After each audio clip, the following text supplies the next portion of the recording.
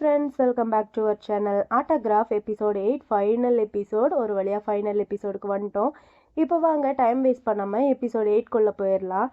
போன எபிசோடோட லாஸ்ட்டில் தேகோ அவனுக்கு அடிபட்டிருக்குன்னு தெரிஞ்சோடனேவும் அவன் அழுதுகிட்டேவும் அவனை பார்க்கறதுக்காண்டி ஓடி வந்து அவனை ஹக் பண்ணிக்கிட்டு, இதுக்கப்புறம் நீ இந்த மாதிரி காயப்படாத, எனக்கு ரொம்பவே கஷ்டமாக இருக்குது, அது மட்டும் இல்லாமல் அந்த ஃபஸ்ட்டு கிஸ் எனக்கு எதுவும் ஆகலைன்ட்டுல என்னால் நடிக்க முடியல அப்படின்னு சொல்லிட்டு அவனை பார்த்து எனக்கு உன்னை ரொம்பவே பிடிச்சிருக்கு அப்படிங்கிற மாதிரி சொல்லியிருப்பான். அதுக்கு ஃப்ரெண்டுக்காரனும் கேட்டுட்டு அட்டர் ஷாக் ஆகிட்டு, இங்கே பாரு தேகோ, இதுக்கப்புறத்துல இருந்து உன்னால் என்னை விட்டுட்டு போக முடியாது, நான் ஒன்றும் உன்னோட ஃப்ரெண்டு கிடையாது இதுக்கப்புறத்துல இருந்து அப்படின்னு சொல்லிட்டு இவன் அவனை டக்குன்ட்டு கிஸ் பண்ணியிருப்பான். அதுக்கப்புறம் என்ன நடந்துச்சு அப்படிங்கிற மாதிரி பார்க்கலாமா? அங்கே 2 பேர் கிஸ் எல்லாம் பண்ணி முடிச்சுட்டு இவங்க வழக்கமாக ஒரு பெஞ்சில் வந்து உட்காருவாங்க இல்லையா, அங்கே வந்திருக்காங்க. நம்ம தேகோ உட்காந்துருக்கான், அவன் மடியில் ரொம்ப க்யூட்டாக அழகாக அவனோட ஃப்ரெண்டுக்காரன் படுத்திருக்கான். இவனும் இருந்துட்டு, நீ பேசாமல் வீட்டுக்கு போய் ரெஸ்ட் எடுக்கிறது ரொம்பவே நல்லதுன்னு நினைக்கிறேன் அப்படிங்கிற மாதிரி சொல்ல, ஃப்ரெண்டுக்காரனும் இருந்துட்டு, ஏன் எனக்கு இதுதான் பிடிச்சிருக்கு, உன்னை பார்த்துக்கிட்டே இருக்கலாம்ல அப்படிங்கிற மாதிரி சொல்ல, இதை கேட்டோடனேவும் தேகுவுக்கு சிரிப்பு வருது.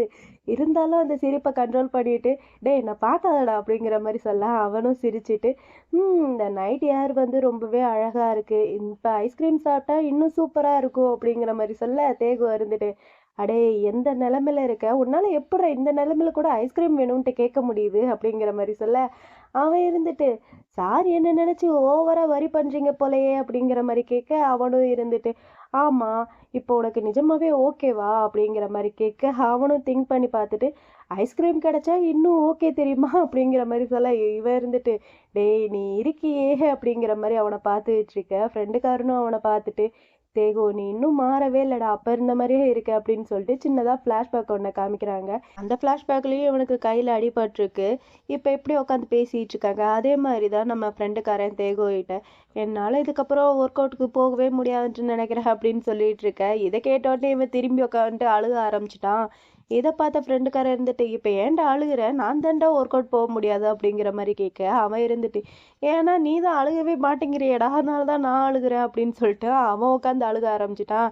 இவனுக்கு என்ன பண்ணுறேன்ட்டே தெரியாமல், சரி சரி ஓகேடா நான் நல்லா தான் இருக்கேன், நீ எல்லாம் அழுகாத அப்படின்னு சொல்லிட்டு அவனை ஹக் பண்ணி லைட்டாக சமாதானப்படுத்திக்கிட்டு இருக்கான். இவன் இதெல்லாம் திங்க் பண்ணிட்டு இருக்கும்போதேவும் தேகோ அங்கே போய் ஐஸ்கிரீம் வாங்கிட்டு வந்துட்டான். இவன் பார்த்துட்டு, இந்த மாதிரி அடிபட்டிருக்கிறதுலையும் சில பல நன்மைகள்லாம் இருக்க தான் செய்யுது போல அப்படிங்கிற மாதிரி ஃப்ரெண்டுக்காரன் சொல்ல, அதுக்கு அவனும் இருந்துட்டு, இங்கே பாரு, இதுக்கப்புறம் எந்த ஒரு அடியும் உனக்கு படக்கூடாது, நான் அதை நினச்சி எவ்வளோ கவலைப்படுறேன் தெரியுமா அப்படிங்கிற மாதிரி கேட்க, ஃப்ரெண்டுக்காரன் இதை கேட்ட உடனே சிரிக்க ஆரம்பிச்சிட்டான். தேகோவும் இருந்துட்டு, சிரிக்காத, எனக்கு ஒழுங்கா பதில் சொல்லு அப்படிங்கிற மாதிரி சொல்ல, அவனும் இருந்துட்டு, சரிடா எனக்கு நிஜமாவே இப்போ வலிக்கலாம், முதல்ல ஐஸ்கிரீம் கொடு அப்படிங்கிற மாதிரி அவன் கையில் இருந்து பிடுங்க.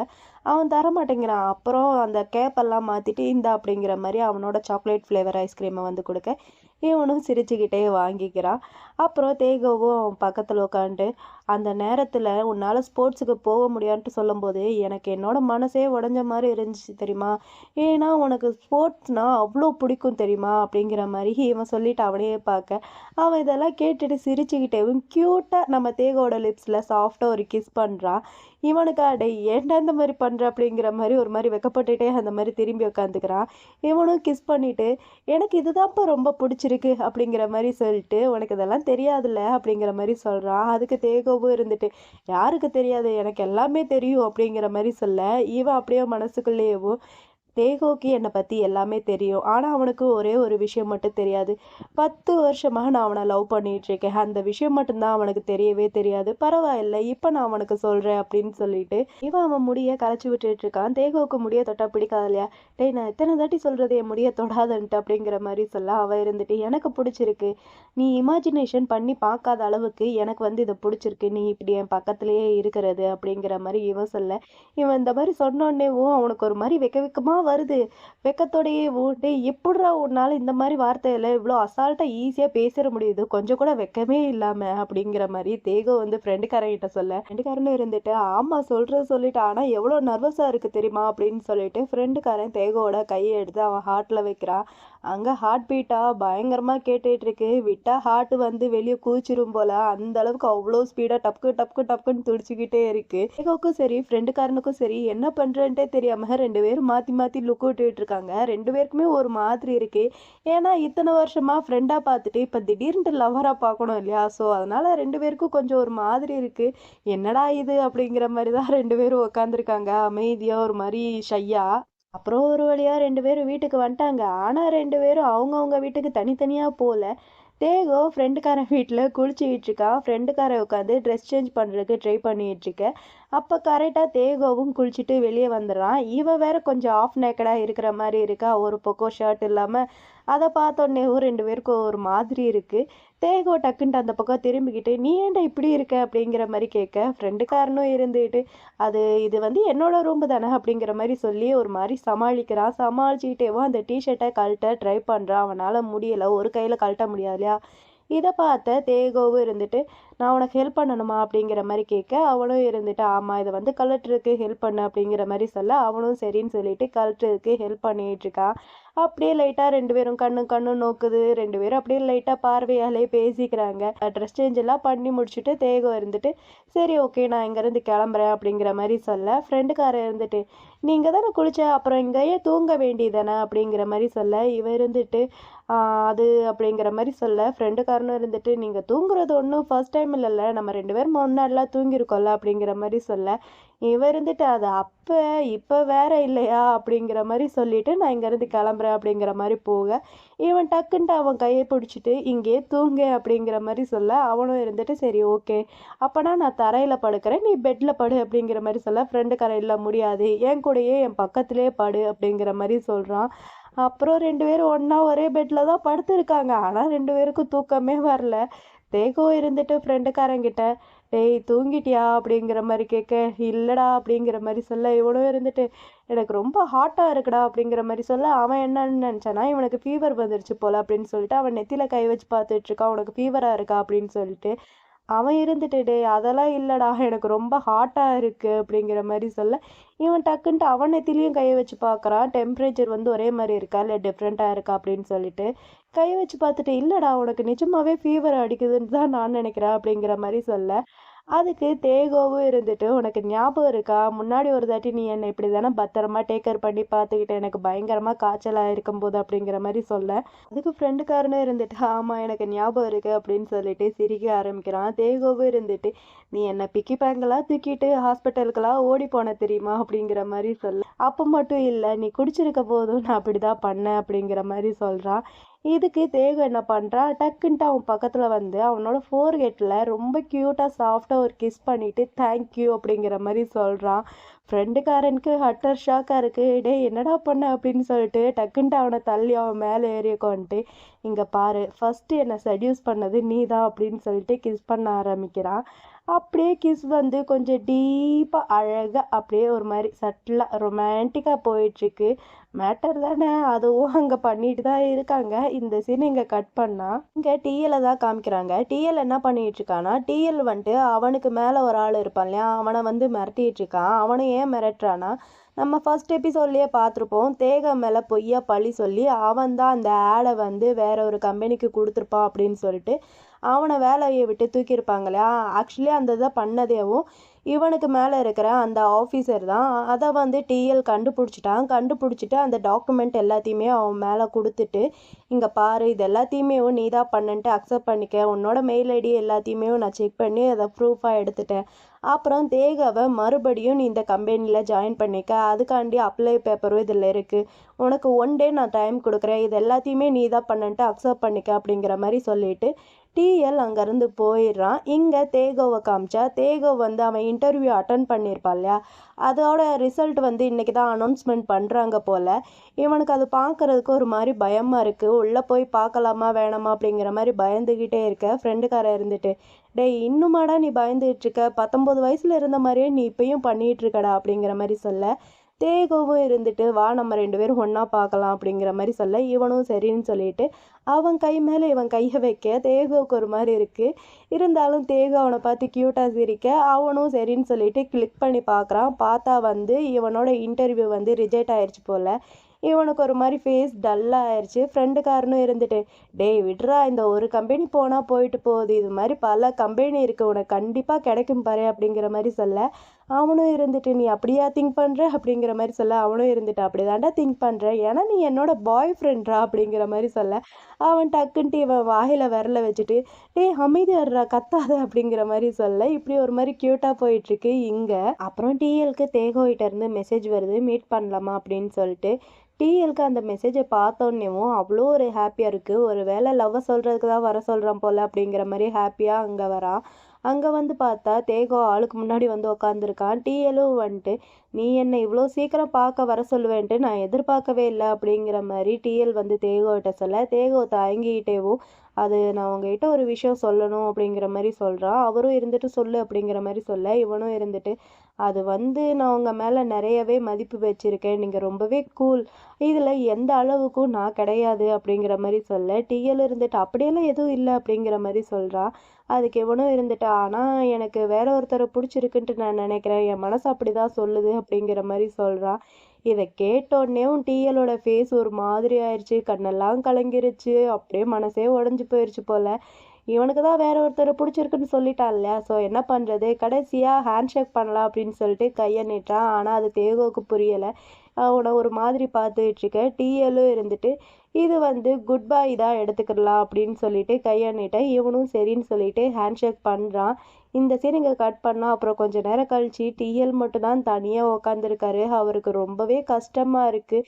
தேகோ கூட நடந்த எல்லாத்தையுமே நினச்சி பார்த்துட்டு ரொம்பவே ஃபீல் பண்ணிவிட்டு அங்கேருந்து எந்திரிச்சு போகிறாரு. ச்சே, ரொம்ப கஷ்டமாக இருக்குல்ல. அப்புறம் இங்கே கஃபேக்காரனை மீட் பண்ணுறதுக்கு ஃப்ரெண்டுக்காரன் வந்திருக்கா. ஐ மீன் பாய் ஃப்ரெண்ட், நம்ம ஃப்ரெண்டுன்ட்டே வச்சுக்கிடலாம், ஏன்னா அப்படி சொல்லி பழகிருச்சு, உங்களுக்கும் அப்படி சொன்னால் தான் புரியும். நம்ம ஃப்ரெண்டுன்ட்டே வச்சுக்கிடலாம். கஃபேக்காரர்கிட்ட வந்து ஸ்ட்ரெயிட்டாகவே கேட்டுறான், நீ தானே அதை பண்ண அப்படிங்கிற மாதிரி கேட்குறான்.